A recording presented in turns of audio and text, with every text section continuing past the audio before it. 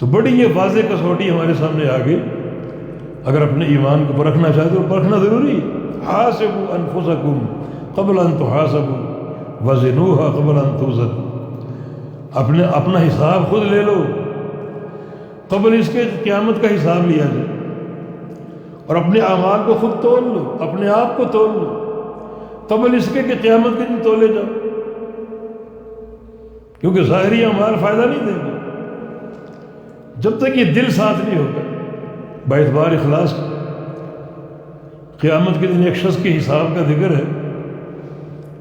رب سمین عظیم، ایک بندہ بڑا موٹا اور بہت بڑا بھرپور انسان، بڑا طاقتور انسان. اس بھرپور ہونے کے کئی معنی.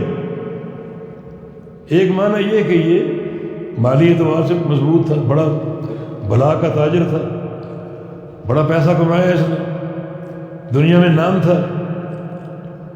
مگر جب تولا جائے گا اسے اس کے اعمال سمیت تو لا یزن عند اللہ جناح بعوضہ، تو اس کا وزن ایک مچھر کے پر کے برابر بھی نہیں ہوگا. اور ایک معنی اس کا یہ ہے موٹا تھا بھاری بھرکم انسان عمل کے اعتبار سے بے تحاشا عمل لے کر آیا.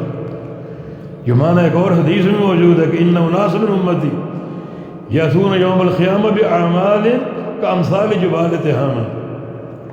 میری امت کے کچھ لوگ قیامت کے دن آئیں گے اور ان کے اعمال جو ہیں وہ تہامہ پہاڑی سلسلے کے چوٹیوں کے برابر ہوں.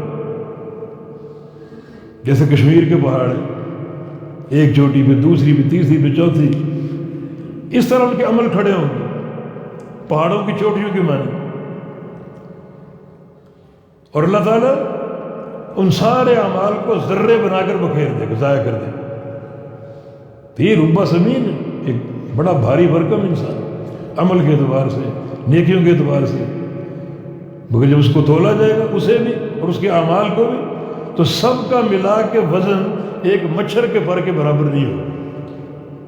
عمل ہے، اخلاص نہیں، ریاکاری. تو ریاکاری سے تو اعمال قبول نہیں ہوتے.